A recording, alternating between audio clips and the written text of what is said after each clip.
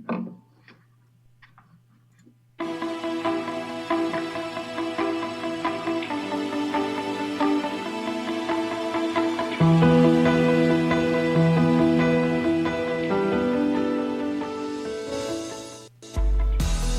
everybody, welcome to another Zoom episode of Between the Sheets podcast.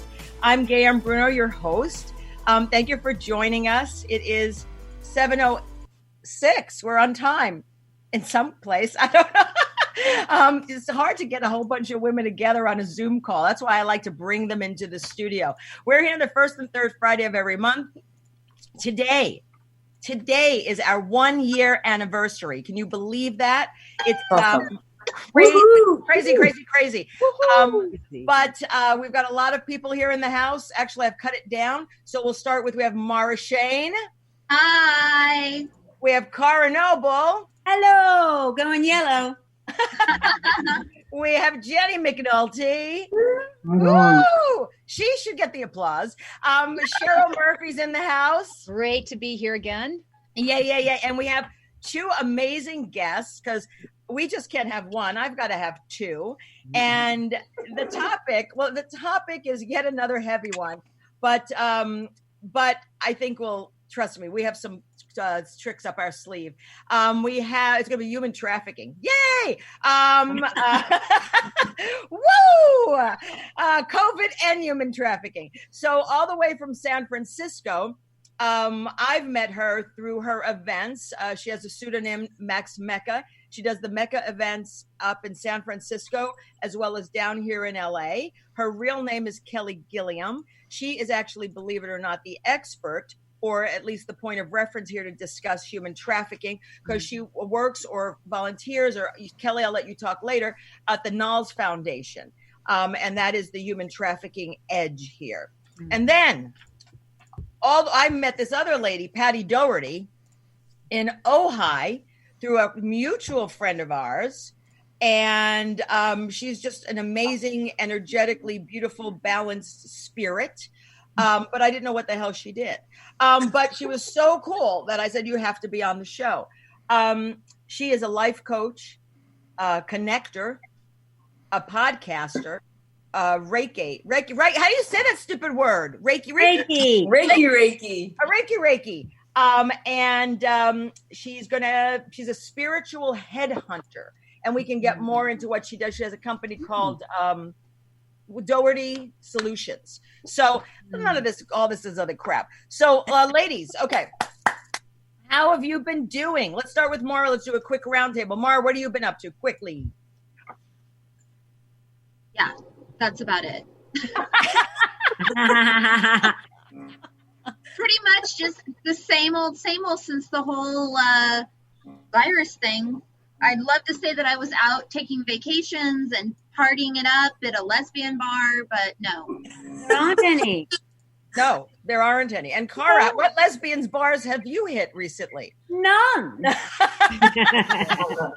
I have been I'm working on my Taj Mahal mosaic, which is 4 by 4 feet by 6 feet. Some of you have seen it. And I'm now working on the daytime sky. So I did a lot of that this week. I also wrote a song with my brother-in-law, my ex-brother-in-law, which is very really nice, lovely. It's been a fabulous experience to do that. So because it's Elliot, and Elliot doesn't live down here. Elliot lives up north, doesn't he, or central somewhere? Yeah, he's in Eugene. No, he's not in Eugene, Oregon at all. He's in Auburn, California.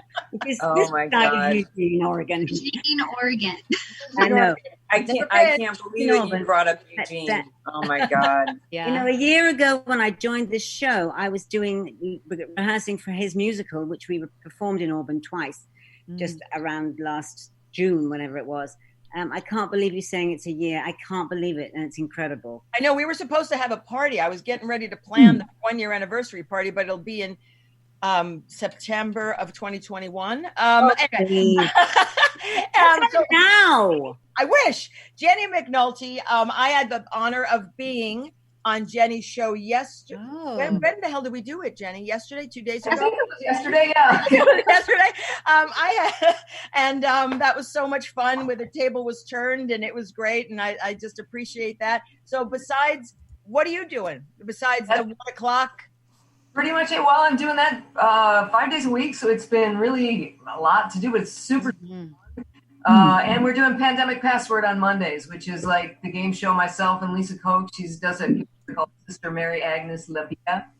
And it's just simply kind of stupid fun. It's the old password game. It's like the $10,000 pyramid. Remember the style of that game? That's one of them. She's a great singer songwriter, so she like will just start playing a song and then stop, and they've got to make up lyrics. It's silly and it's fun. It's 4 o'clock every Monday. Pandemic Password.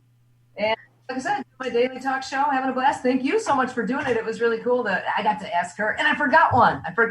You can ask me tonight if you want, if it's a burning thing that you need to ask me. And Cheryl Murphy, what have you been doing in the world of the spiritual? The world of the spiritual. Well, guys, tomorrow I'm actually part of an online mystic fair. So how about that? So it's about 12 mediums and psychics.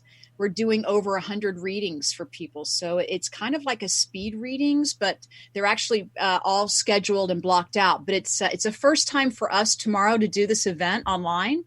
So it's pretty spectacular. We're pretty much sold out, a couple of slots left, but I'm really looking forward to it. So that's what I've been working on. Sounds fun. Yeah, something Everybody, interesting. if you're listening to Between the Sheets, the first and third Friday of every month, we've got Kelly Gilliam and Patty Dougherty. If you want to call in, 323-524-2599, 323-524-2599. So Kelly. Yes. What have you been doing up in SF? What have I been doing? Well, nothing but good things, really. But anyways, well, for me, we still have our lesbian bar that's still open because Jolene's in San Francisco. Yeah, Jolene's in San Francisco. She has food. So it's actually open for takeout. Good. Oh. Yeah. Well. Yes. I've been told by the lesbians there are no more lesbian bars. Is that right? Well, we do. Well, in fact, High Tops in LA in West Hollywood is owned by a lesbian. Okay. All right. You're telling the lesbians. Don't tell me. I like how that's what really upsets you, Kara. For the longest time, we couldn't get married. We have no rights. None of these things. Oh. We have no bars. Oh, my God. The last hurdle gone. And Patty. Cheers to that. That's right. Patty, where are you right now? I'm in the state of Washington, where we're on lockdown for another month. No. Oh, no. Oh, yeah. Just came out like 20 minutes ago, May 31st. Wow. But what they're going to offer now is drive-in spiritual services. I'm kind of curious. Okay. Drive-in spirit. What is that exactly? I know. What is that exactly? That's what I want to know. But you know what? Since I'm a spiritual headhunter, I want to be in the know. Yes, you Exactly. do. I'd go find that. So Kelly, let's get on our topic. A fun, light topic of human trafficking. Kelly, how did you get into this? What do you do? And what is the Knowles Foundation? And then when you want to, let us know, and then we'll have Kurt run that clip from ABC News. Oh, great. Okay, perfect. Yeah, thank you. So basically what it is I started up Knowles Foundation. It's a nonprofit with a co-founder, actually was my girlfriend at the time, still my business partner of 9 years. And her and I, it was actually her idea. I'm kind of like this silent partner. But what it is about 9 years ago, we started it up, and it was for kids, a lot of children in the foster care system, right? Turns out they were getting involved in human trafficking. We have houses for girls, and we have houses for boys as well, but it's ages 14 to 19. And in these homes, we were finding out from kids, and then we were getting more and more phone calls from all over the United States asking if we had openings for kids who had been involved in human trafficking. And we're like, what, and we didn't realize that there was such a high case of it. So sure enough, we decided that we were going to gear part of our housing. A lot of these homes have children that are LGBT youth. Some of them are involved in human trafficking, some are not. But there's over 4 million kids that are involved in human trafficking in the United States. Wow. Wow. Yeah. Talk about a silent thing, right? How many again, please? How many? 4 million. Wow. Unbelievable. 4 million. In Incredible. fact, and then the actual amount, it's I'll get to that to you later, but it's billions of dollars. It's the number one industry in the world, right? Wow. Yeah. And it's amazing. So we actually have kids that have been in the house, and you'll see this clip, and it actually might not be a bad idea to show it in a few seconds because it kind of brings people in. But they had and then we also have trans youth, right? So they were biological boys that became girls, that they were also involved in it. So you have two different spectrums of kids that are being involved in human trafficking. People think, oh, is the pimp driving around, in this limousine, whatever, in a pimp mobile like they show in the movies? These pimps can be their boyfriends. They're starting out, these kids are as young as 12 years old that are involved in human trafficking. Man. Years old that are involved in it. Their boyfriends are pimping them out at schools, all that sort of thing. And targeting, they like to target girls that are involved in special ed. So that's why kids are targets. Wow. So anyway, so we developed our program to make sure that our program, when they come in, right, we're going to basically, it's like kind of like a blanket, right? We're going to wrap them up because these kids are going to be coming and going. And you can't change just like cigarettes, right? Somebody can't quit cigarettes like that.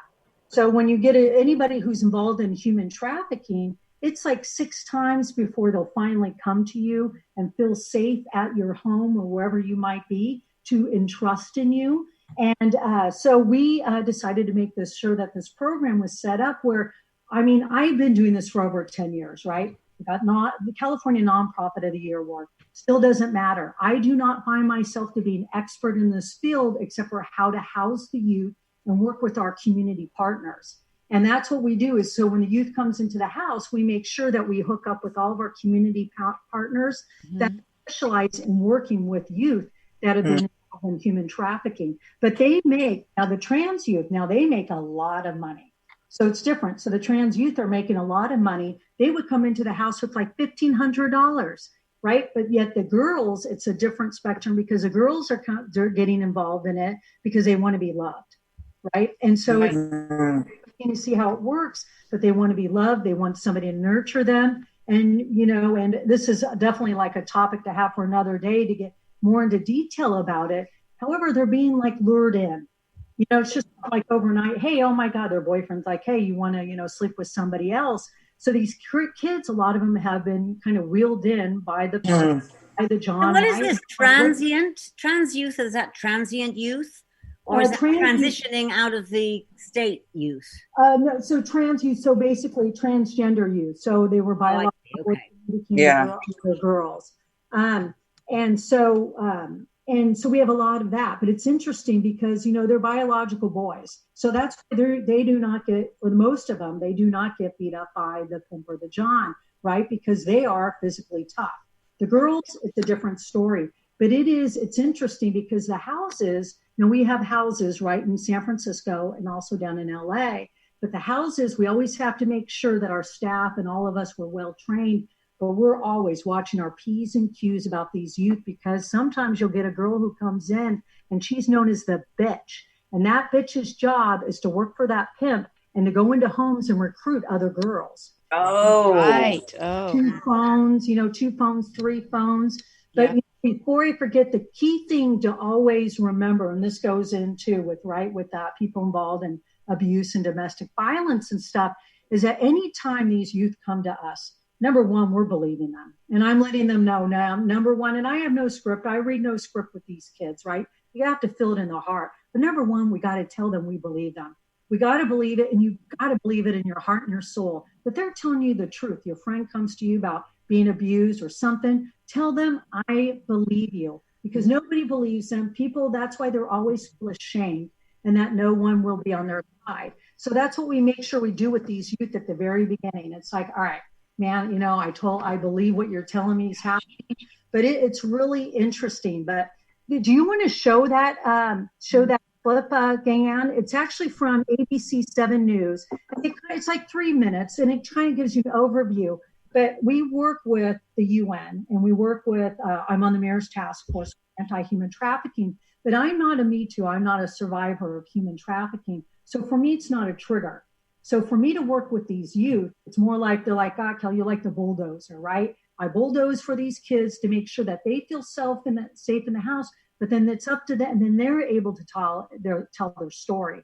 So whenever I'm called up to be an interview like UN or whether it be, on a panel, I always actually make sure that youth is actually the survivor is the one who's able to tell their story, because it's them who's the experts. Kurt, ready to roll? I'm ready to roll. Okay, sorry, really quick. So this video, we were approached by ABC 7 News. This was a few years ago because of the Super Bowl, because that's when human trafficking, sexual exploitation shoots up. So ABC 7 News came to us, and they came out to the house for about 3 hours, because we keep in touch with all the youth, even after they leave and they become adults, right? Because if nobody else is going to do it, we make sure we're keeping on those kids. Hey, you go to school, whatever you're doing, make sure that even though they've emancipated out of the system. Anyhow, so the youth came to speak, the young adults, but they used to live in our house. But they air this all over the country, and then they air it always during the right before the Super Bowl as well. Okay. All right, it's going to play right now. Thank you. Well, the hype and the glamour and excitement surrounding the upcoming Super Bowl also, unfortunately, is the type of big-scale event that brings an increase in human trafficking. ABC 7's Cheryl Jennings talked with young women who escaped from a life of prostitution thanks to community resources that are actually helping them, not putting them in jail, Cheryl. That's the good side of this. Now, these young women and men, they could be your sons and daughters, and sadly, they get trapped in a vicious cycle, poor, uneducated, and very afraid. I met with some young people who escaped from a life of what some call human slavery. They were so vulnerable, and all had run away from foster homes or group homes. Did you have a pimp? Yes, I did. I couldn't eat, so he said eat. Like, if I didn't make any money that day, like, I couldn't eat. I'll be up like all hours of the day, like trying to make money. Mari was just 14 when she found herself in a life of prostitution. She'd been in foster care since she was 8 years old. She didn't have much, just a few pictures and a nightmare of a life. Just the thought of like someone like owning you as like property, or telling you like, oh, like if you leave, I'll kill you. Like, just that thought is like really, really scary. I met Mari at the Knowles group home in San Francisco, where she stayed after she escaped from the abuse. I ended up running away. Like, when he was asleep, I ended up, leaving. And I was just, even though I didn't know anybody, it was raining, I just ran so I couldn't run no more. Mari is now 23 and a mother of a toddler, and she thanks the Knowles group home every day for her new life.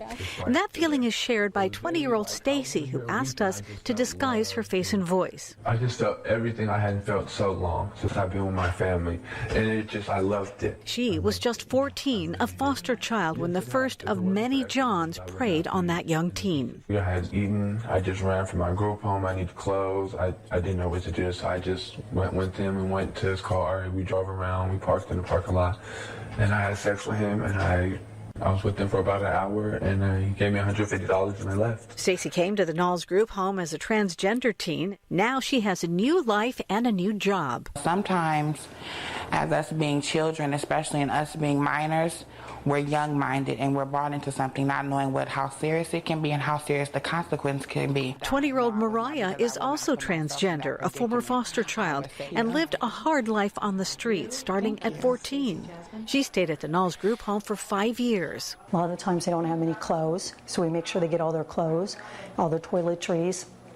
And then I get them enrolled in school right away. Kelly Gilliam works at the Knowles group home with the founder, Tina Dollison. We have 6 girls who live here. Tina's team of counselors treats the girls like family. I look around and know that these girls had such a hard life, and yet I see big stuffed toys because inside they're just kids. Yes, just kids just want to be loved, want to be heard. We could do whatever we can for these survivors, but as long as you have Johns out there, it's not going to stop. There are a lot of resources and hotlines available for you to report suspicious activity and help save these young people. For more information, you can log on to our website, abc7news.com. Wow. That's amazing. So how long have you guys had this? How many years again? It's so we just celebrated our 10-year anniversary. Wow. Yeah. It's great because, we do it because we like children, right? We like to make sure that these kids have a fun childhood. It's like you see what they've experienced. They're dealing with trauma, but at the same time, they're kids. They want to have fun. So we make sure that, the trauma part is being, recognized, the mental health issue, right?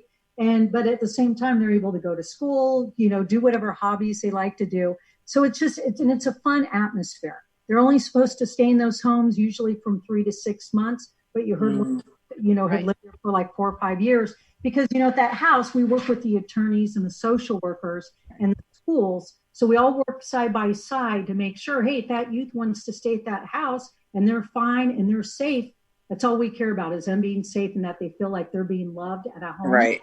And then from there, but it's a lot of structure, but it is at the same time, it's like a sense of support from us, from all of the counselors. Now, so important. Now, Patty, you have a whole other, obviously you don't do human trafficking, but I'm sure in your practice and stuff as a life coach and stuff, you've come across situations where people may have had a similar situation or something. And how does that get from what Kelly's doing to when they grow up and become adults? How does it impact? What has been your experience in your travels?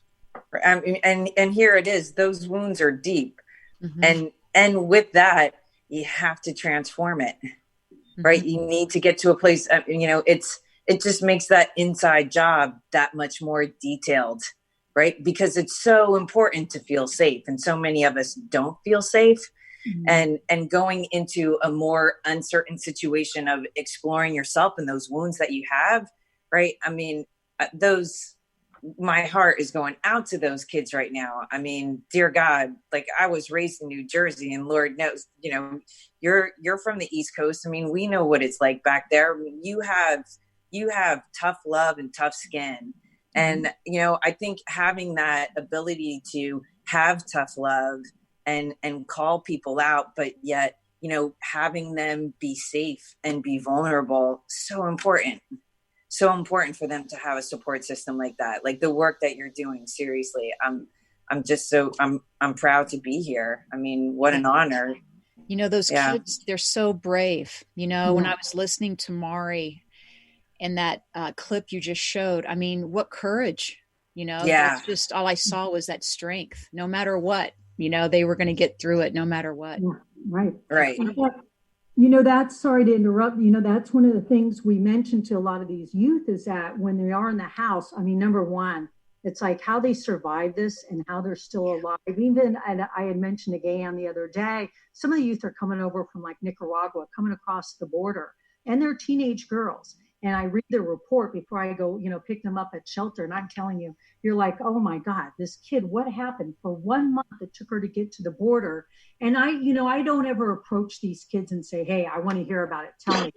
Always, make sure, hey, when you feel comfortable, there's somebody here you want to talk with, great. Tell us what you want to share with us. But you think, how the hell can they survive from going a month to get across that border? It's amazing how many of these kids can survive. And so the first thing we always let them know, it's like, we always tell them, look, you could stay in this house till you turn 19, till you age out, no matter what. You make mistakes, it's okay. Excuse my language, but this is how I talk to the kids. I'm like, it's okay, because we all fuck up. We all fuck up in life. Right. I'll make mistakes. It's okay that you do that. But at the same time, it's like, but to make sure that when they, and I tell them, I'm like, when you become 18 or 19 and you want a job, we'll make sure that you guys can come work for us and be an intern or whatever. Because I figure those are the best kind of kids people to have working for you because they're mentally tough.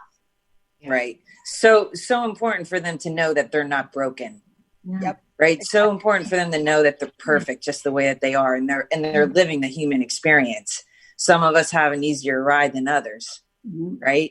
Yep, it's true. So, do they like Kelly with what your organization does? How do you get the kids? Do they come to you sometimes? Do you go out because I know people have done other things where they've seen it and they've sort of kidnapped the kids, but for safety. It's like sort of kidnapping them from the situation. So, how do you normally how do these kids find you? So when it happens is most of the kids will come from each county. So all counties, including like Riverside, a county will pick up a youth and they'll get arrested or whatnot. So they'll be picked up and then they will give us a call. So all of our houses are full all the time. And it's really a shame. They always ask us to open up more homes. I'm like, well, it's not that easy. But you talk about, we get calls from counties. We get calls from like the Mexican consulate. I get a lot of phone calls from the California Highway Patrol, because these youth who have been in our homes, now they'll tell us things and I'm like, holy shit, but they'll tell me exactly where they're hanging out. So I will go down there and I'll let the California Highway Patrol, because California Highway Patrol, they can work in all different counties. So they're just not, one county, but those women that we work with, California Highway Patrol, they'll call me up, and because they'll find out, okay, this kid, we picked up this kid. And if I cannot house them, then we'll refer them to another house that we know will be very safe for them. But right, but mostly it's from counties. Oh, and then it's also word of mouth. So these kids will talk, and then they'll tell their social worker, hey, I heard about Knowles Foundation. I'd like to go live at that house. Now, I pulled this thing up. It's like, because we always think of human trafficking with adults. Okay. Adults. I think it happens in children, but I'm thinking, who would want to kids? It's more of the human trafficking. And it's like, it says here, like normally it's like prostitution, stripping, porno, but down here it says human trafficking also includes forced labor. And then common examples are selling illegal drugs, door-to-door sales, kind of like the Jehovah's, restaurant work, nail salons, farm work, au pairs, nannies, domestic work. So it really is forcing, if I'm correct to say, anything that forces someone underage to do something that they don't have a decision to make. So it could be long hours, 10 cents an hour, just abuse of a child. Right. So horrible. I'm sorry? How is the virus affecting this? I mean, with people kind of shut down, is it helping in some way to slow it down, or is it making it worse in that they're being forced to be, put in danger even more so? That's actually a great question, because the tracks in San Francisco, for example, where the youth hang out, and they are not down there. And a lot of it must be going on. We've heard that it's more domestic violence, right? That's definitely increased without a doubt. And that's even more, absolutely just as horrific. But the youth are actually, most of them are staying indoors. And because you do not see anybody out and about really in San Francisco, the Bay Area, and Oakland, but it's going on behind. So it's not being visible to any of us who work directly with these kids. So that could make it even harder, even harder, because it's behind closed doors now. Right. So Kelly, what have you done in the organization? Because I know you say you go to Washington. I think with the last time you were supposed to be, I think, on the show, you actually went to Washington. Yeah. So what exactly do you do? Is it just you? Is it like a task force? Is it 20 people? I mean, sort of how do you get laws changed and made and awareness happen on that level? Well, for me, I'm more into the getting the awareness out. So, for example, if I go for when different times that I go there, it's all different each time, right? And so sometimes when I go there, I'm being asked to speak about, just to give an overall, right? Because like for you guys, I'm giving awareness. I'm not really, I train, but not, I refer people to another trainer who's a phenomenal speaker. So basically, I'm one who goes into a lot of companies and is the initial speaker, just to introduce people, kind of not sugarcoat, but give the wide variety of what exactly goes on. But me, my number one thing I always like to do is to make sure that whenever I am speaking, that a survivor, at least one or two, comes with me, because they're going to give, like those girls, you heard them speaking. It's like, nobody can ever say that. I cannot ever, it's one thing, I'm like a medium person. They're the ones who are telling their story. I'm all about their story being told because it is their story. I have no story. So and that's what I do. And then I also work with the San Francisco Unified School District as well, but it is more on coming up with ideas, about, for example, really quick, like California has implemented like training, but also be heard from the word of mouth. For example, when the schools has the captain of the football team, right? All the boys are going to be listening to him. They're not going to listen to me giving an overview about human trafficking. So the school class president will speak, and then also like the football captain, popular kids will talk about it, about how it's not cool to do this, how it's not cool if you're a guy to pimp out your girlfriend, that sort of thing, because it's about bringing awareness to 12-year-old kids. Right. But yeah, taking away the cool aspect. Exactly. You know, it's not funny and it's not cool. Right. Hey, everybody, you're watching Between the Sheets here on United Broadcasting Network. We're on the first and third Friday of every month. We have wonderful guests Kelly Gilliam with the Knowles Foundation and Patty Dougherty from Dougherty Solutions. If you want to call, 323-524-2599. That's 323-524-2599. We're talking about human trafficking, and now I'm going to segue just a little over into Patty Dougherty. Patty, what do you do? Tell us what you do. You've got a, I looked at your little bio. It's like, what doesn't she do? Jersey girl, just like me. So, well, past career, right? I've been an executive recruiter for, far too long. So in short, I'm a connector. Right. Connecting from business to business, business to people, people to business. But, what I'm all about now is connecting right here. Right. It's an inside job. So that's where the life coaching comes in, which is more, career transition, conflict resolution, active listening, but it's still that connective piece, which is why I just decided to go with the spiritual headhunter. Right. I'm not out hunting heads at night, but here it is. When you want to go deep, you have to start talking to the subconscious, because that rules everything. Well, Cheryl, I'm sure you know that as a fact. It's like reaching people, Patty, on a deeper level, right? Yep, exactly. And that's quite honestly, you have to be able to find the way to transform your story and say thank you for everything, because something that you can't say thank you to is baggage. And who wants to be carrying that around? And so I know that we have our stories, but it's just important to be mindful to not stay attached to them, especially if they're going to keep us anchored into that victim mentality.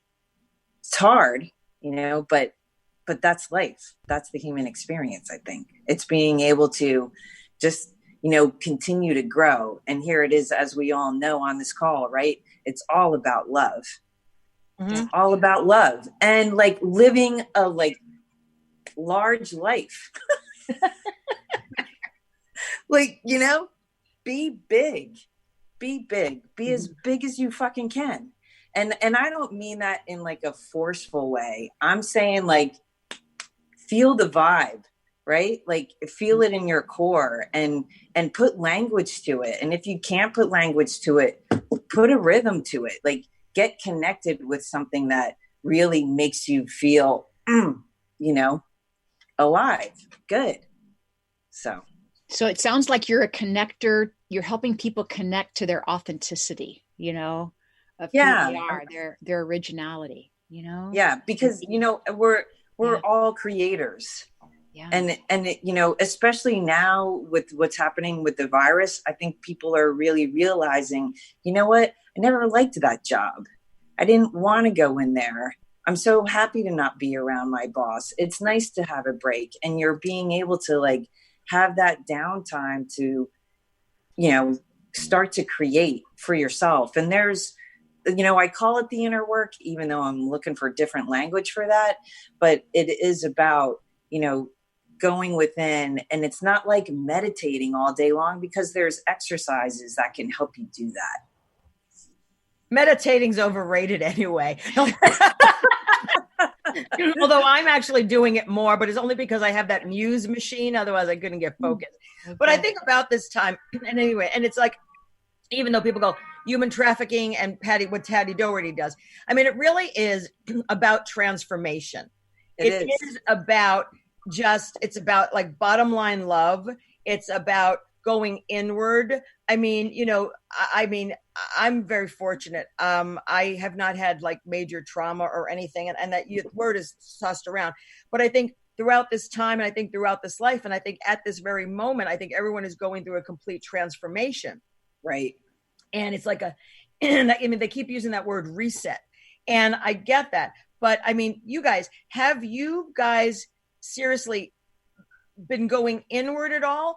I mean, when I started this, I created everything. I'm like, okay, Between the Sheets now is Zooming. And then I'm going to go on Facebook Live every night at 7:30 and do a chat. Oh God, I've got to do the Between the Sheets happy hour every Thursday. Oh, I've got to go to Andrea Meyerson's event. Oh God, this was that. And it was like, oh my God. But it was so much fun because it's never been like this before. It's like if I had time, I would do all of this. Now I've got the time and now I'm completely burnt out.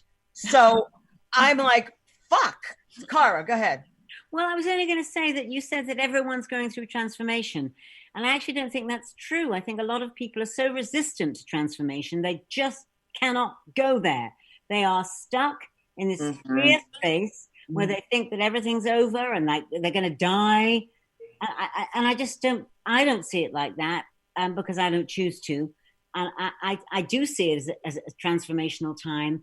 And I think we will all be better off when we've, I don't know, find our own tribes or I don't know what it is that we're going to have to do, because what's going on right now is not going to serve us as a whole, because we're not looked at as a whole. We're just the people who are doing what we're told. That's never suited me. I'm sorry. I'm gonna back you on that 100%. Right. And that's where it's like, if the way you were taught, if what you're doing right now isn't working for you anymore, guess what? You're the only one that's responsible for you to fucking change it. Right. I mean, it is, you have to have courage to enter into a zone of transformation or simply let's just make it a little bit lighter, and that's change. Right. Like, it's going into the uncertain aspects, and everyone is waking up and realizing right now, guess what? Life isn't always so fucking certain. Yeah, you know what, Patty, though? Like, that's us, because we're sort of enlightened beings. You know what I mean? We don't fucking know. I mean, seriously, like, we get this shit, okay? But a lot of fucking people, I mean, they live in fear. They are guided by fear. So if you're guided by fear, change like sets you off like in a panic. I mean, most of us, look at us. Most of us have done, like, we looked at what we had right now, and instead of being fearful, we've reinvented ourselves, recreated ourselves. So it's like, okay, I mean, the train is stopping, but we're going to keep moving, and we'll find whatever suits us that helps us to get out and do what we need to do. But there are a lot of people that are like, and I'm not saying not to lock yourself up in your house if you feel you need to, but that is not me. I create things, but I am now stuck in my house, which it's a beautiful house, but I'm stuck. But should you stay stuck and not change in fear? Or do you look at what you have around and adapt and create? And that's the important stuff. And I think that's what's happening with Cara, what you're saying with people is some of them are just paralyzed, but it's about fear. So how do you get people? Go ahead, Jenny. You know, there was, I think it was a meme I saw somewhere. It was like, you're not stuck in your house, you're safe in your house. And I think as simple the way we word things, exactly. When you talk, you're taking that in too. You're hearing it when you say it. And I think that, you know, we have to start. It's just everything is different. We needed to look at everything differently. There's a thing on Facebook. I think it's called Tomfoolery. It's this guy made like a fairy tale that he's reading to his kid, and it's so good. And just talks about how, you know, it's supposed to be like in the future, looking back at 2020. Oh yeah. And it's really awesome. I know we're going to come up with it, but I'll try to find the link and send it to you guys. It's just such a great way to look at it, like where we were all going so fast and polluting so much and so much plastic, and we were doing all this, and we needed to just, you know, slow down for a minute and, you know. But were we doing it? I don't think it was us that was doing it. Our governments were doing it. Our governments weren't caring about the things and weren't looking after the earth. It wasn't us. So I agree with you that we're not stuck in our homes, but this isn't my choice. And I'm not scared by a virus. So I don't know. I'm glad that things are going to change. You should be scared by this one.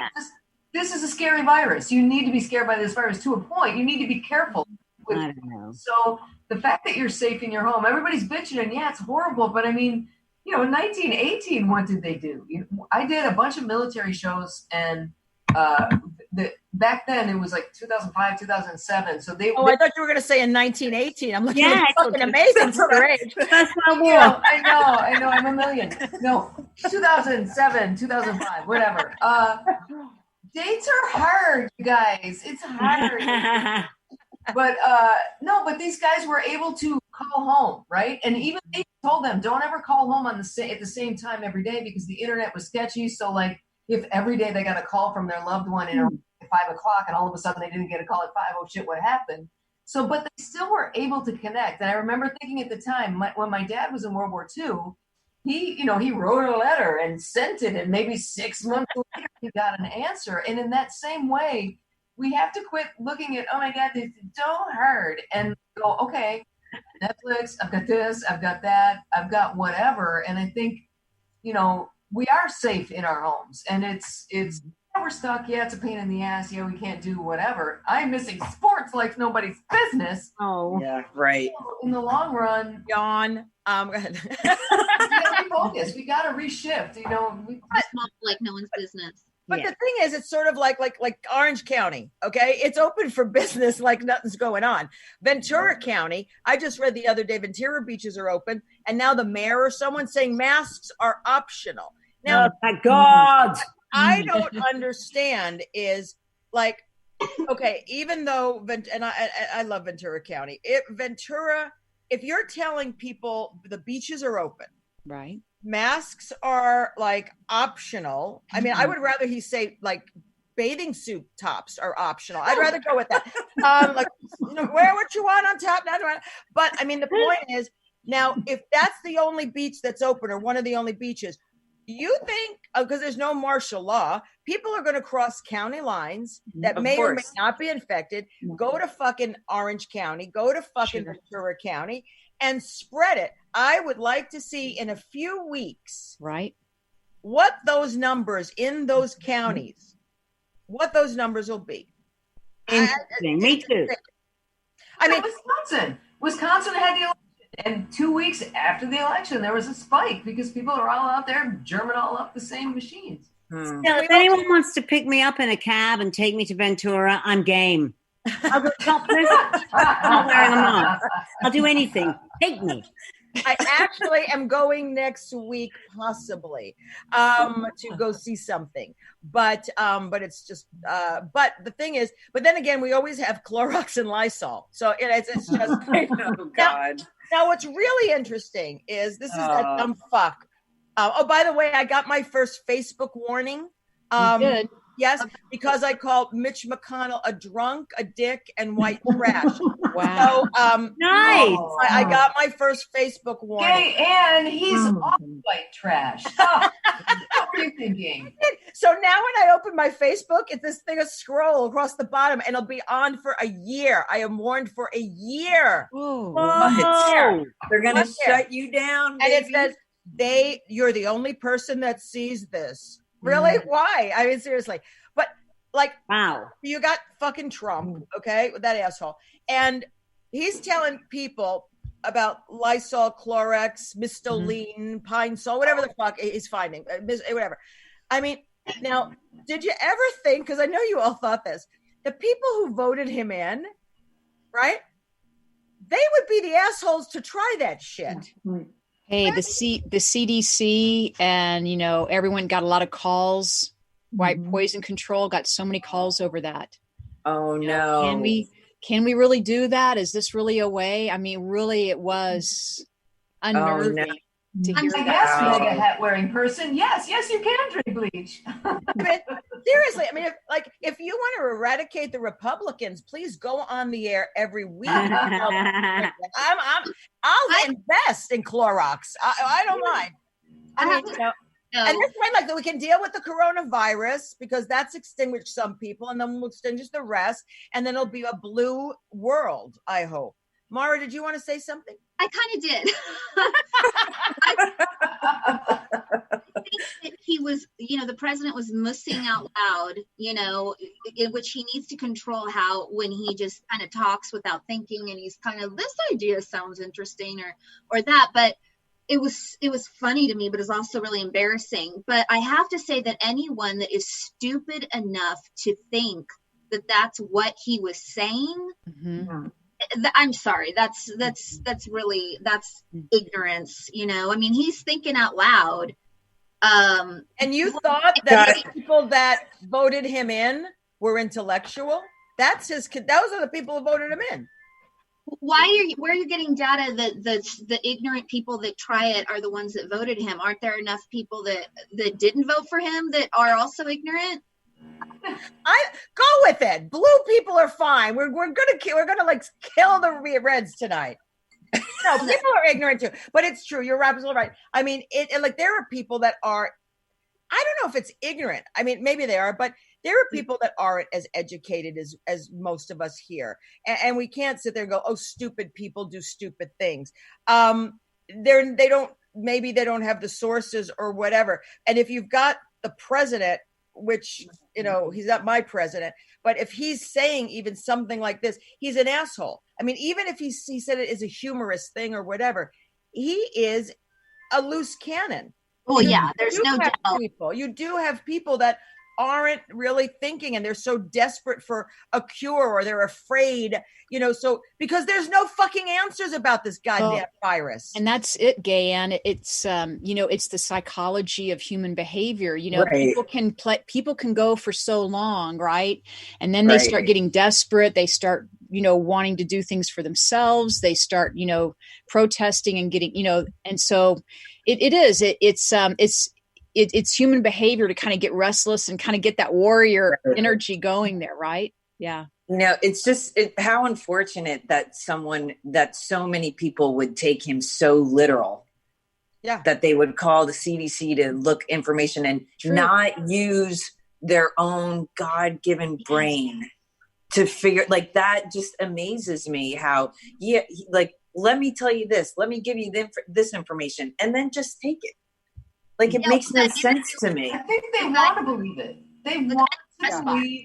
First of all, it's make America white again. Let's get what they mean. They want to believe it's going to get back to that. They want to believe that it's going to be all okay. We're going to do whatever he says because it'll be great. I just can't believe the reactions while Trump is talking to that poor doctor woman. She's trying to she's just like, oh my God, I know the cameras are on me right now. And this guy is ludicrous. And did you see, she's like, and then she, well, so far that hasn't been tried. Oh my God. I was dying. And then that reporter guy, the guy asking questions and, who was present there, did you guys catch him where he's like, well, Mr. President, people turn to you for guidance and, things. Are you you should be talking like this? He said something like that. And of course, he's like, I just thought it was a great, just something to think about. Jerk. And then also, how about when they do, even Fauci and all these people, and they do their briefings and shit, why are they closer than 6 feet apart? Right. Why is no one wearing a fucking mask? I mean, conspiracy theorists have it that there's a fucking vaccine or some shit, and these assholes already have it. I mean, it's like, if you're going to do this and want us to follow this and put the fear of fucking God in us, then fucking do it yourself. Right. Exemplify There it. is that. Well, it's not macho to wear a mask, Gaye Ann. Now the restlessness right now, that it does seem like very unfair, and I can see how Orange County is fighting Newsom on the whole beach thing, and not, how dare he tell us we can't even go to the beach, because it does start to seem a little barbaric when you take away those kind of freedoms. But at the same time, I feel like they should chill and just abide by what Newsom's saying right now, because I feel that they are like those protesters in Huntington Beach, and they're not wearing masks and their constitutional rights, this and that. I think that they are really making asses of themselves, in my opinion. They're not. I love them.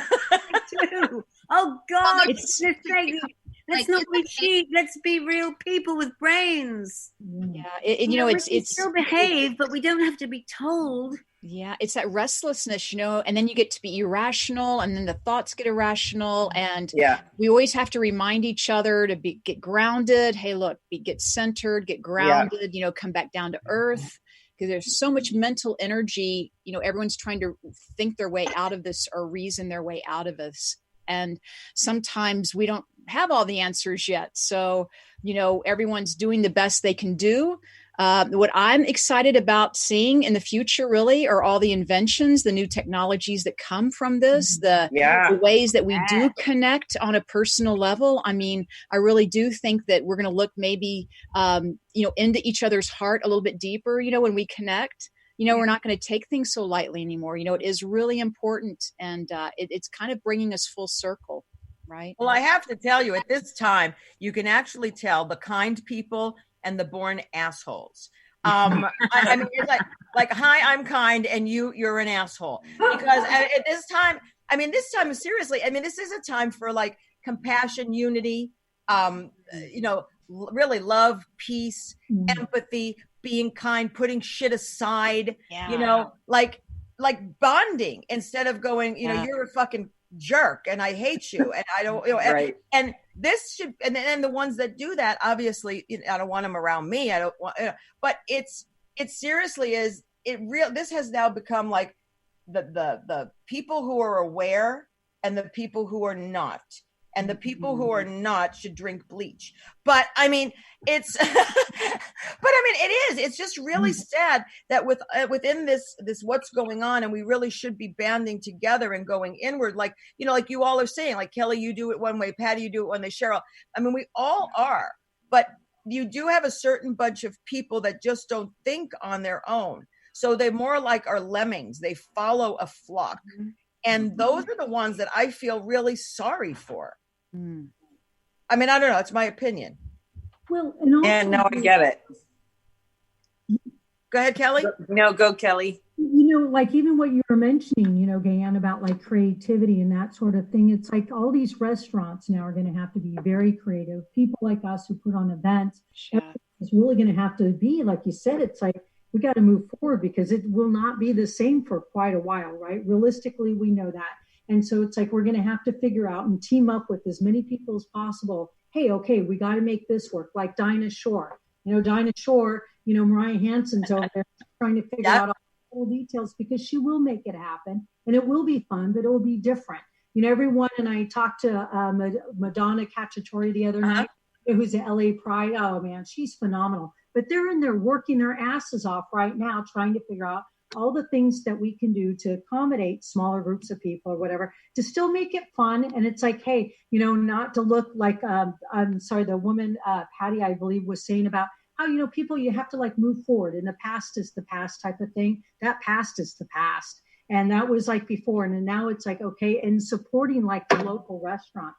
Now, me, I think I gained 40 fucking pounds because local restaurants, whether in Chinatown, or out in the Italian district or my neighborhood here in Noe Valley in San Francisco. It's like support the local mom and pop places. That is a good idea. That's a great idea. That's so true. That's what we're doing right now, which it is. We're doing yoga classes and salsa classes online. I certainly am. Friends of friends have passed me around to different classes, and I've really enjoyed that. I have really enjoyed that. I've enjoyed the cooking. I've enjoyed the smallness of my life. There's many things about it that I've really enjoyed, but I don't like to be told what to do, and I don't like my face covered. I just resent it. The best part that's come from all of this, though, is the animal shelters. Like, that's just been so wonderful seeing that. Those little animals all being sheltered. I can't even, it's like a dream come true. It is a dream, isn't it? It's a dream. Yeah, it's almost worth it, Oh, hold on. I forgot. I had questions. Maybe. Keep going. Hold on. I thought I had something. I'm like, shit, I thought I had something printed out. I was just saying that Kelly puts on these great events. I don't know how you're to be able to do that. You've got to be rethinking all your promotional stuff that you do when you put on great events and everything.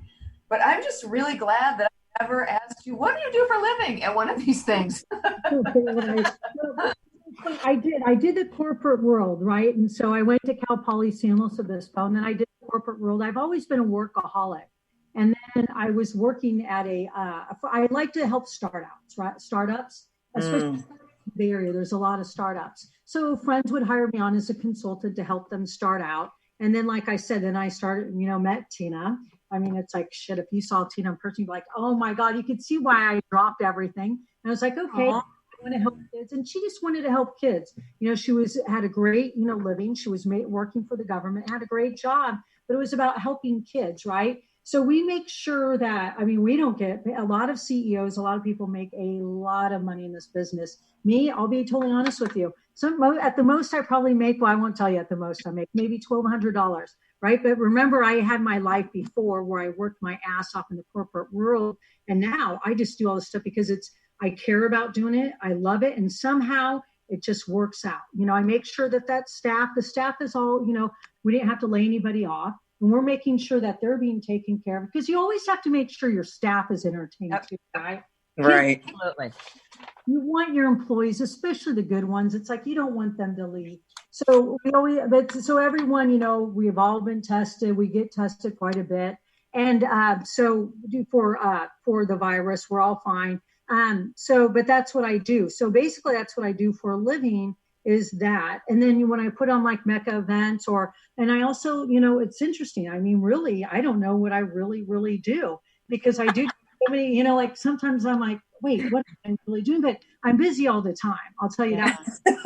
She is one of the hardest people to get a hold of, to get a call back, anything. I'm all about promoting, like even you, Jenny, I know we got to get you up here. And I was thinking, that was a great idea to have you up on the show. On Mecca, on our page, there's like 2,000 women, right? And then to make sure the Venmo money goes for you doing your stand-up comedy for whatever, half an hour, an hour, to do that until anything opens up. Because my whole thing is I'm not getting paid for Mecca. I do not make money for Mecca. I do it for fun. And they are really, really fun. I just do it for the balance of my life, but it's to promote other women's businesses, right? Because so many women have their own businesses. Whatever it is, I like to connect, like you guys were saying, connecting. And I do it because it just feels good. Plus, you meet some fucking powerful women. Yeah, like, right there, you guys are all, I'm like, and you, that one, yes. And then the Wonder Woman. Yeah, right? You guys are. But it's about connecting good people to people like you guys, and that's what I think is important. But also, so many people need us to support, right? They need us to help push them along or whatever it may be. And we don't do it for the recognition. I've been doing this for a long time, and you're probably the first one who's ever asked me, Kelly, what do you really do? Because I don't, the whole thing is I'm helping out these other people, and it's not to get recognition. It's to work behind the scenes. That's what I'm doing. That's why most people are like, I've never heard of Knowles Foundation. We got Nonprofit of the Year award, and but I've never heard of it. I'm like, that's good, because I prefer to work behind the scenes and do those sort of things, but because like you all said, we have a good life. For me, there's not really, so far, thank God, nobody I've known anything has happened to them. They haven't been positive or anything. But we have a lot of women in our community at UCSF who are doctors and nurses, fucking badass LGBT women, kick-ass women, but they're posting, hey, ladies, make sure you keep that mask on. Ladies, you make sure to do this. And we're like, okay, perfect. We just follow it, because I figure they know exactly what they're doing, especially at UCSF in San Francisco. I think there's only, it's horrible, but 21 deaths, because UCSF is able to harness it, and they have a great research center, right? But anyways, that's what I do for a living. Sorry, long answer. So Patty, you do the recruiting thing too. How is this what's going on right now affecting what you've been doing? Oh, who's hiring right now? That's what I mean. No, it's all coaching from here on out, I'm sure. Will there be a lot of innovation? Yes. Will people be getting hired? Absolutely, of course. Is it going to be in the masses? Not even close. Not even close. So, I've been a hiring consultant. This is I would not necessarily call this a recession. I think it's more like a capital D. But, this is my third time going around with a recession. And I pretty much, as soon as this hit, it was like, change of plan, change course, reroute, right? Reroute, reinvent. And a lot of people need certainty in uncertainty, especially when you've lived with it for so long. I feel like change is my middle name, so yeah. Well, I mean, for me, I've been, I don't do a lot of change. I mean, I do a little bit of change. I reinvent, but there's always one basis. That's CBS. I've been there 31 years. I was going to say, how long have you been in your job, baby? 31 years at CBS. 31 years. That is my constant. The executive at CBS for 31 years. That's why. But I have that grounding, so I can create and stuff because I've got that. So I mean, even for this podcast, I don't have advertisers. I don't get paid. I actually pay to have this podcast done. So it's fun. It's because this is my passion. Everything I do is freaking passion. But okay, so a friend of mine, she sent me this and she said, why don't you ask the question to your audience or on your knees feed into your ladies? Ready? Ready. How are people changing emotionally, mentally, spiritually, and physically because of what's going on right now? Speak up. Mara. Oh, physically, I mean, I put on like 15 pounds probably. I think that it's different for every person. I think that there's a collective, we're all in this together thing that is nice to see. Even when you drive out and you see, oh, he's wearing a mask, they're wearing masks. It's like, oh, look, they're wearing matching masks. Sorry. It's just a unifying thing. Oh my God. I would love to know what Patty thinks about that because you're all in the spiritual leader here. So I wouldn't say that. But guidance. But this is one thing that's going to resonate true, right? Number one, universal law is we are one. Yeah. If there's any commanding universal law, that's it. So as a collective, we are knowing as a planet, everyone on the globe, we know now that we are absolutely in this together and we are one. So from, an energetic standpoint, quite honestly, I find that fascinating. I mean, this is kind of like an interesting experiment if it was just an experiment, but it's real. I mean, right. Emotionally, I'll have for me times like this week, Monday, Tuesday, Wednesday, I just cried. I don't know what the fuck I was crying about. I just cried. But for me, I was actually delving deep in whether I knew what to point it on. Apparently, I was purging something and I needed to purge something. So I just sort of went with it, which tied into and then mentally, spiritually, physically, I lost 11 pounds. But I mean, like, wow. I know. That's amazing. That's amazing. That's unheard of. Everyone's put weight on.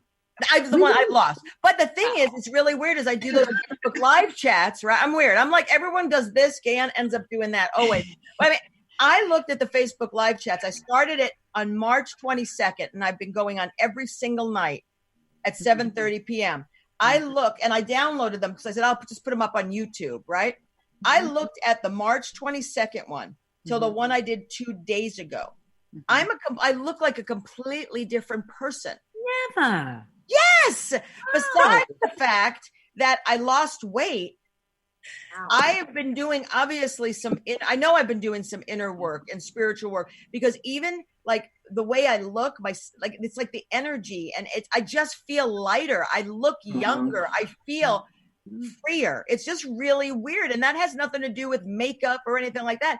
It's just a glow. And I know that's weird, but I felt a shift in me. And if I didn't have this time, I don't know if I would have shifted. And I know I better shift fast because I'm 50 fucking 6. You know what I mean? People are like, you better like make up for lost motherfucking time, kid. You know what I mean? But I think with all of us, I think we are all shifting, whether it's a conscious decision to shift or it's not a conscious decision to shift. But I think most people will get to wherever we need to get to after this. But again, we all do it in different ways because we're all separate, different people. But to know as a collective that we're all doing it together is pretty amazing. Yeah, it is. And Gaye Ann, really interesting. When you do shift like that, when there's a transformation, you'll see it on the face. Wow. Yeah, I know. I see it. I see it now. Although I did cut my bangs too short. But other than that, I'm okay. All right. There was a second part to this. She's a researcher. Does it feel this whole time now? Does it feel novel for now? Does it feel novel for now?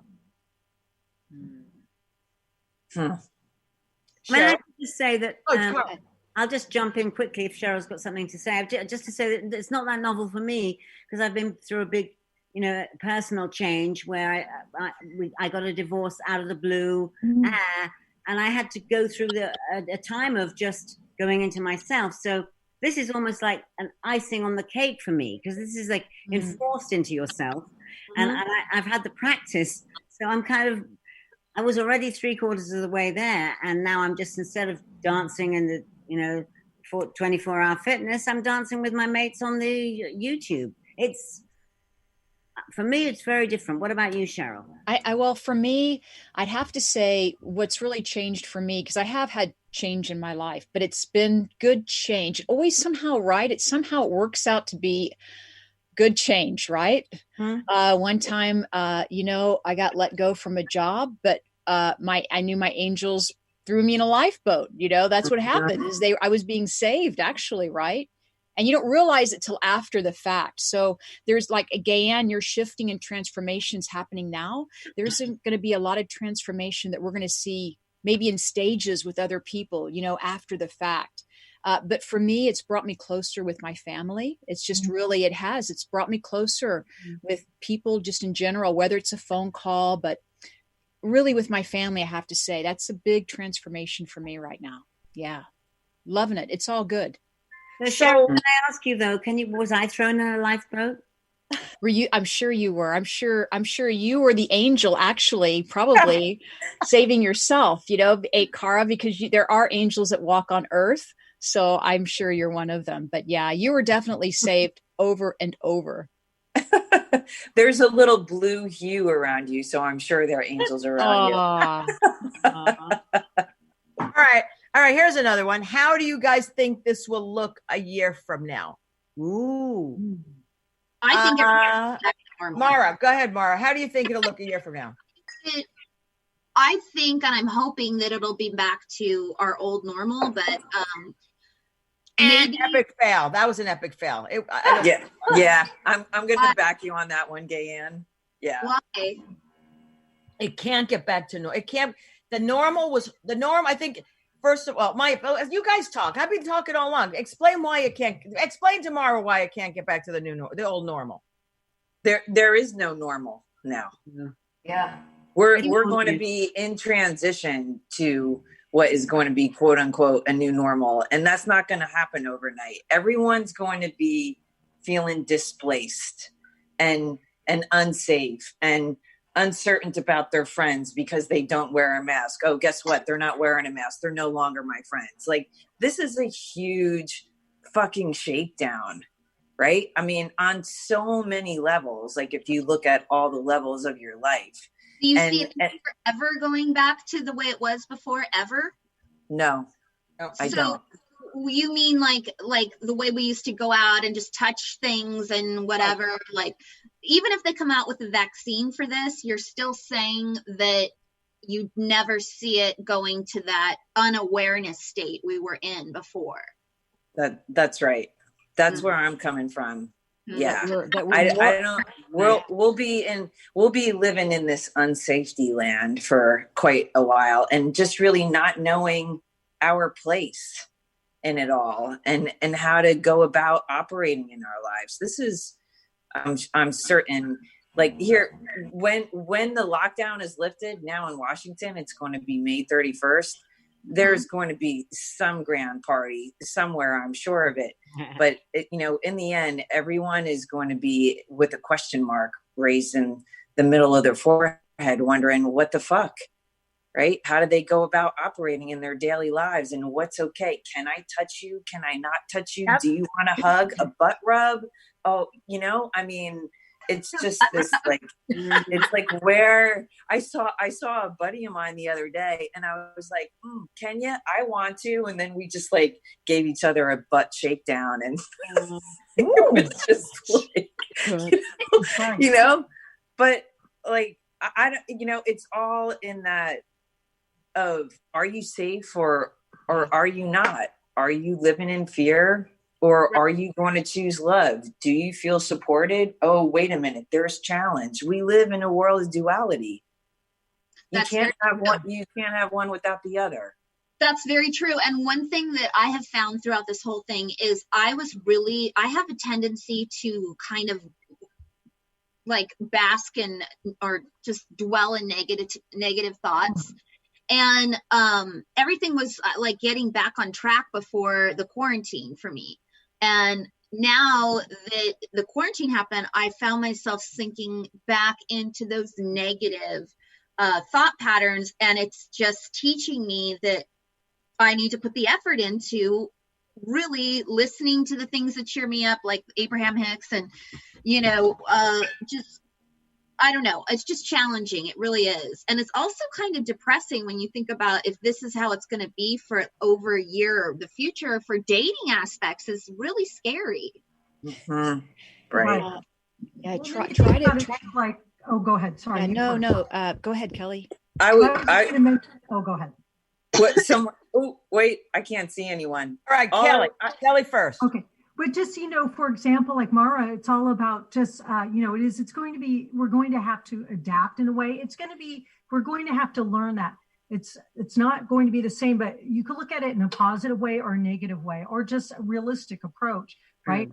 For some of those events, I'm sure when we go into concerts, they're going to be taking our temperature, before, things like that. And we'll just, I know, right? And it's just so true. Where we just are going to have to be like, fuck, I'm thankful to be fucking alive, right? Because the thing is, like, right now it's just really tough because I know we're fine. We're all fine here, but thousands and thousands of people have died. Thousands of people have died. And that, you got the people in New York, Italy, all over. And it's just like, oh my God, this should not have been, but it did happen. So it's like, oh my God, but we have to make sure that we can do whatever we can to bring humor into whatever we're doing, because it's like either that way or end up, with the virus. And I do not want that virus. So if it means, hey, fuck, I got to wear a fucking mask. All right. So I got to wear a fucking mask. Do I have to stay 6 feet away from a friend? No problem. But I go visit my friends. I'll still do it if they live in my neighborhood or even when I'm in LA. It's just, we stay 6 feet apart. We'll just and make. We did it. I mean, Kelly, we just did it a few of us did it last weekend at Cara's house. By the way, at Cara's house. Patty, what were you going to say, darling? Oh, I was just going to say, when that negativity hits, like, dance. Definitely. Yeah, that's one of the easy go-tos, right? Like, throw on a headset and freaking dance your little ass off and raise the vibe, because I studied aviation, and I would completely do nosedives, and a good friend of mine, when I take a dip, he'll always be like throttle up like, don't go into the deep well, like there's no black abyss, just like pull it up, because there's got to be comedy somewhere. Oh no, never. I want a t-shirt that says throttle up. I love that. I love that. Right now, a t-shirt, throttle up. Cheryl, did you have something else to impart on us in this part? Oh, I just wanted to say, Mara, if whenever you get to those points, I love the dancing. I love it. Absolutely. And know that you got to, if you can, pick up the phone, call a friend, that's what we're here for, that. But really, it is about, look, having each other. And that's what's going to come out of this is, look, we can talk to each other. We can go through this together, Well, also, Cheryl, I do feel that the more I look toward the unknown of how long this is going to go on for, the more depressed I get, so I try to bring myself into this moment as much as I can. But that's the thing. Mara, I agree with you, because I think a lot of people right now, and this is about, for me, focusing, I've always thought I was always in the present. Bullshit. I was either like back or forward. I am really consciously now making and being aware to make sure when I fall myself slipping, that I put myself in the present.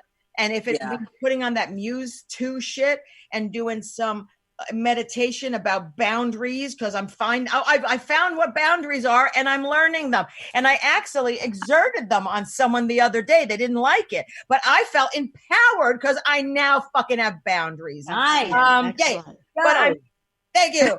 But but the thing is, it is about focusing, because Mara, you and I are alike in a lot of ways, besides the fact that we're wearing the same thing. You and I are so obsessed with playing with our hair on air.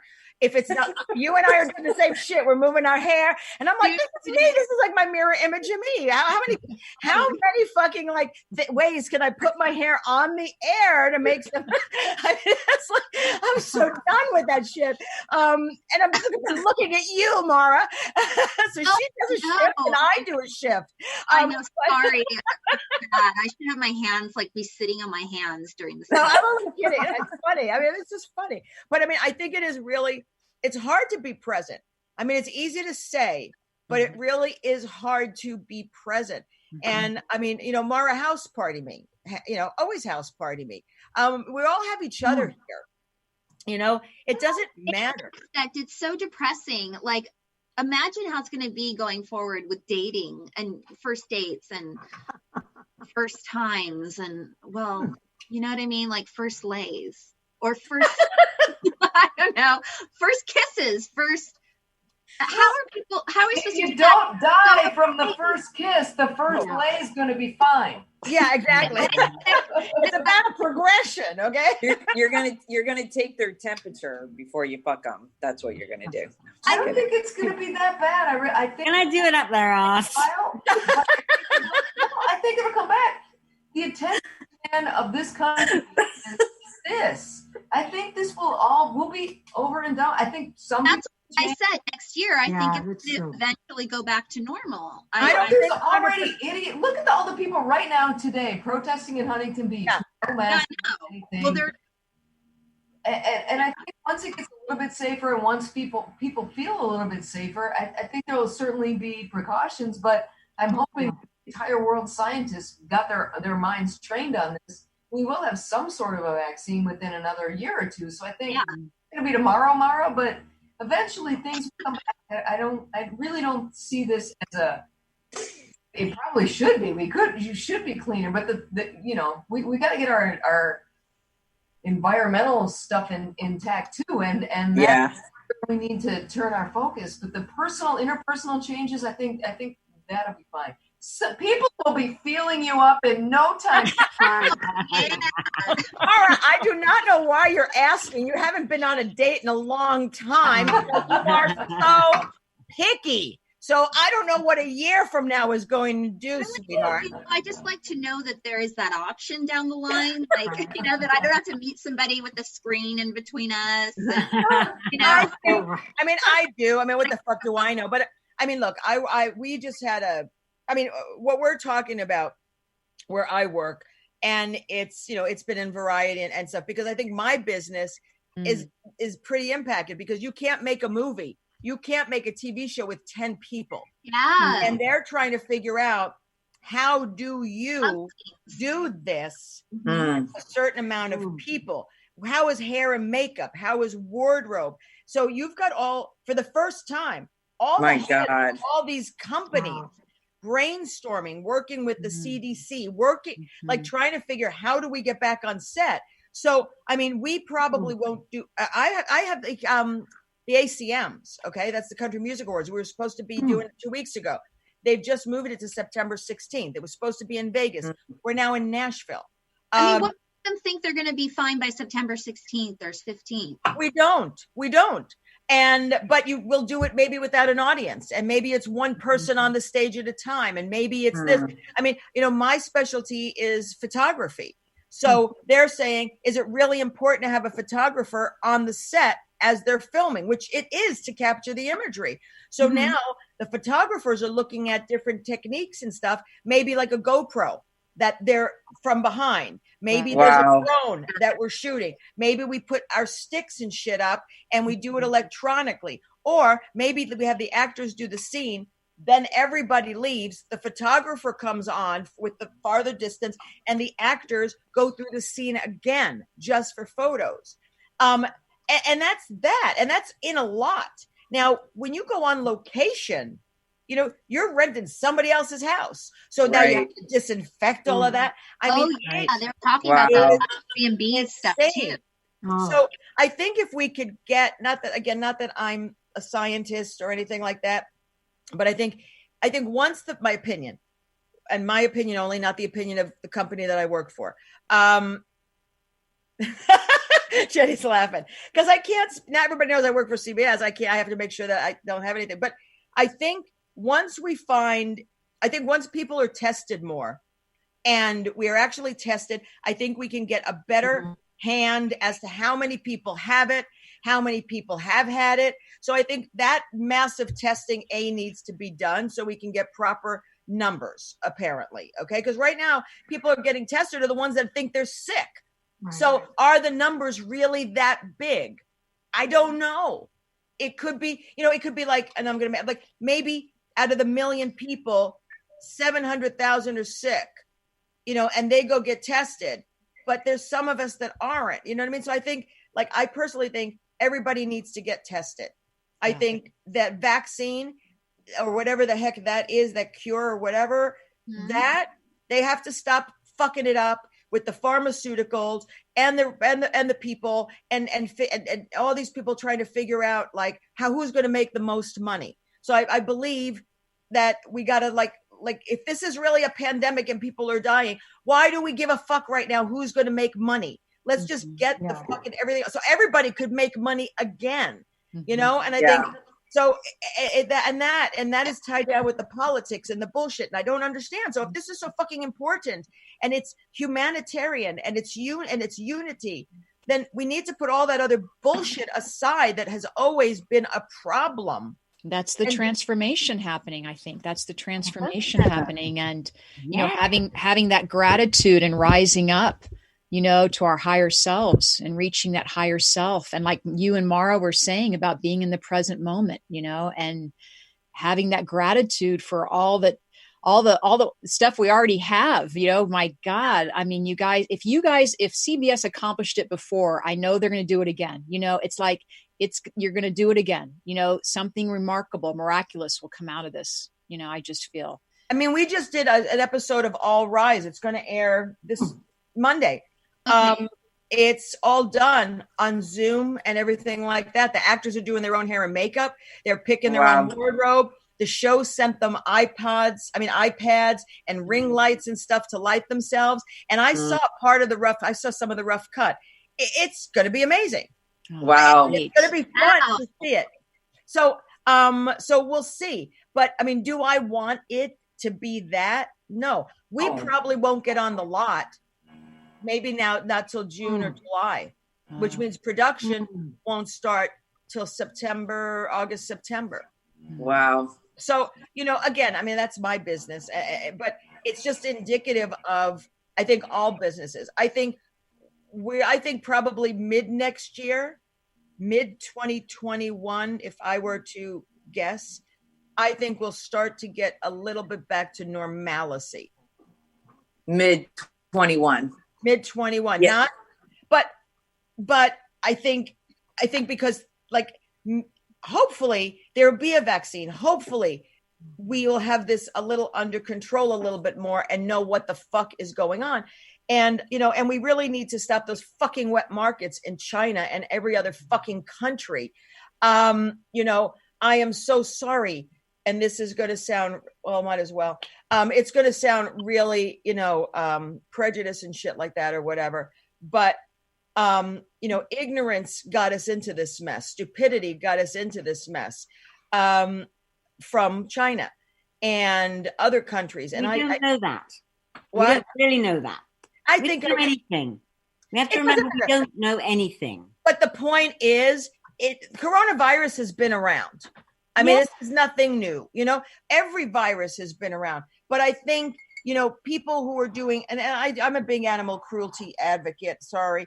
But I think, those countries that are third world countries, they need to figure their shit out and not be third world countries and clean up. So, I mean, I've been to some countries where, people defecate and piss in the drinking water, and I don't love third world countries. Okay. But I'm not a fan, but it's, if we have to take some money instead of for the guns and all this other shit to help these people in these third world countries, to help them have water, have irrigated water, put in things like they're not barbaric. That's where we should be spending the fucking money on. But we don't, and we're never going to. But I do believe, believe if something happens like this, I have hope. I do have hope that, fucking Bill Gates and all those people, should put their money where their mouth is. And Bill Gates isn't walking on water as far as I'm concerned either. So anybody else want to say something besides me? I have a question for Cheryl and Patty. Yeah. There's like a lot of the spiritual community feel like there's this, they see humanity and the human race going through this just awful period where it's going to be just shit for a really long time. And then there's supposed to be like 1,000 years of peace after that. I don't know if you guys are familiar with whatever that is, but do you feel like this is one of those things where, it's going to take a shitload of us down, and what's going to happen is we're all going to go, all right, we'll ease all the restrictions, and then everyone's going to get sick again. Timing wise, it's going to be back again in the fall, which will make it worse. So we could lose a lot of people. So is this the time for us? Is this the time that we're going to get shaken to the point where the human race moves on to those 1,000 years of peace? What do you think, Patty? Yeah. Well, it's not Armageddon. I don't know if that's where you're going. I mean, it's not Armageddon. No, I think it's human race going through a thing. It's like the way I view it is that it's not an awful time. It's a time of chaos and disorder. And when you have chaos and disorder, there's growth, right? So what I'm saying is that there's an awakening process, and there's, bumping us up in consciousness another level or two, right? So that's the way I view it.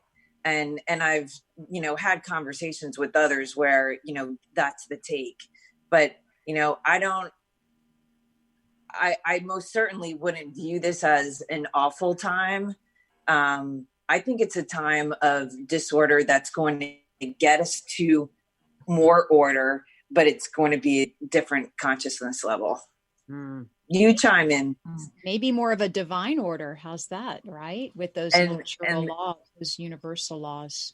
Right. I sense that there's a new light or a new consciousness, opening up on our planet, and that there are a lot of people awakening to their own empathic abilities. So there's a lot of empaths opening up. So if you can imagine that in the chaos and the disorder, opening up to being empathic, which is being super sensitive. I mean, that's even more, right? But that's what's happening is we're realizing, look, hey, we can pick up how other people are feeling, sensing, feeling, where the two worlds, maybe the spirit world and our physical world are, maybe that veil isn't so there anymore, and we are connecting to realizing, that we are spiritual beings having a human experience, and we're opening up to our greater selves and realizing that the power of love is the creator and is the manifester, and that our thoughts are powerful and they do mean something. And so if we can all think, just even right now, think about love and prayer and gratitude, that will elevate this planet. And that our global planet is now becoming a community. Like we're this global neighborhood now. And I really feel like our level of intelligence is opening up, to a lot of people who are waking up. And so we will think more about each other. But I really do feel we're going to learn more about ourselves as individuals, being more connected to that divine soul that we are, and realize that we're our own healer. We're our own... we're our own pharmacy. Yeah, we're our own healer. We're our own. Yeah, exactly. We're very intuitive people, and that's waking up. People are waking up to that. Yeah. Well, thanks everybody. It's winding down, and necessity is the mother of invention. It's menopause, and this is my fan. Fuck. Oh my God, it's so fucking hot now. And I think thank you. It's that ring light. I want to thank everybody. I want to thank Kelly Gilliam, otherwise known as Max Mecca, for joining us. I want Patty Dougherty. Thank you so much. Guys, you've been listening to Between the Sheets. We're here the first and third Friday of every month. Next up is Friday, May 15th. That's the 3rd. We will have Andrea Meyerson from Women on a Roll. And she's very shy. She doesn't talk. So I think we're going to have to pull something out of her. And I also have Stephanie Dumont, who is a host of a show on Awake Television. So we'll have fun. But, thank you. I mean, I just want to thank you, ladies. So Kelly, where can people, what's the organization again? And where can they find the organization, the website? It's the one for the nonprofit is NALS Foundation, NALLS Foundation, and then for events, Mecca. It's going LA, yeah, Mecca. And Patty, where can people find you? Spiritualheadhunter.com. My sweet niece put me up a couple of pages just through the course of this week, so there it is. Awesome. Thank you, guys. Cheryl, what's going on? Anything else? Well, I'm doing that Mystic Fair tomorrow, but I'm doing so many things on Zoom, guys. So just, check out my events page. It's psychicmediumcherylmurphy.com. And I'd love to see you on live Facebook sometime. So join me there. Thank you. And Jenny, where are you going to be? I will be doing shows from my house. I'm going to be doing the in-house comedy show every day at 1:00 and the Pandemic Password at 4 on my Facebook page, which is my name that you can see spelled out right there. I.E. fan, Jenny McNulty fan on Facebook. And Cara Noble. Oh, I will be on the sunny side of the Taj Mahal with my pieces and my glue. I'm going to finish that fucker if it takes me another 3 months. 3 more months. And Mara Shane, what's going on? Where can people find you? What are you doing? I'm just trying to get by day to day and be in a positive space, but I'm also on Facebook and Instagram as Mara Shane, my name, Mara Shane. Well, it was another name last week, remember? Yeah, that was, yes. That's her alias. Again, thank you, Kurt. Thank you, Kurt, for doing what you do behind the scenes. I appreciate you. Thanks, Kurt. No problem. And everyone, thank you again. We're here the first and third Friday of every month. I'm Gaye Ann Bruno. We'll be here again May 15th at 7 p.m. Pacific. Every night, I be doing the Between the Sheets chats at 7:30 p.m. Pacific on my Facebook page. So tune in. I promised I'd do it every single night until the pandemic is, well, not the pandemic, but the isolation's over. So I'm about a month now doing it. Yeah. So that's kind of wow. And then every Thursday, I'll do the Between the Sheets happy hour on Zoom at 6 p.m. Pacific. So I appreciate all of you tuning in, watching, engaging, supporting us. We love you guys. Mara, you're playing with your hair again. Because now I have to. Hey,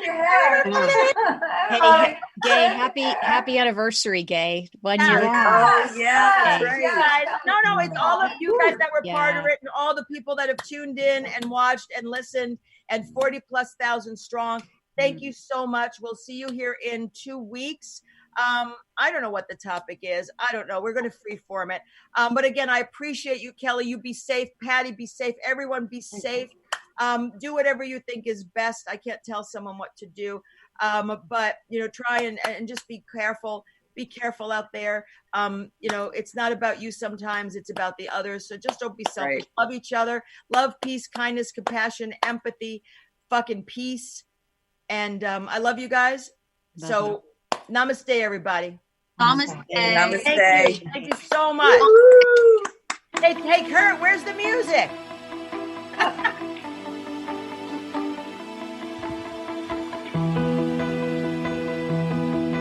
Hey, Kurt, do we stay on?